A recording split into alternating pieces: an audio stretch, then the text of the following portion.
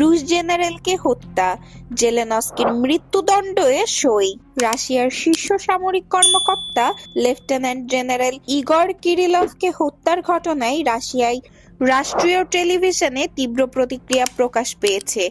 রাশিয়ার টক শোতে এক উপস্থাপক বলেন, এই হামলার মাধ্যমে ইউক্রেনের প্রেসিডেন্ট ভলোদিমির জেলেনস্কি তার নিজের মৃত্যুদণ্ডে সই করেছেন।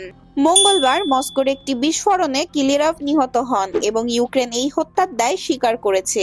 এটি ছিল প্রায় ৩ বছর ধরে চলা ইউক্রেন-রাশিয়া যুদ্ধের মধ্যে রাশিয়ার একটি শীর্ষ সামরিক কর্মকর্তার প্রাণহানির প্রথম ঘটনা।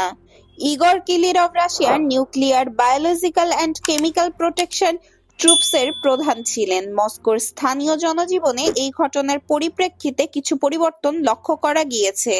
বিশেষ করে মস্কোর কাছের বাসিন্দারা এই ঘটনা ভয়াবহভাবে অনুভব করেছেন।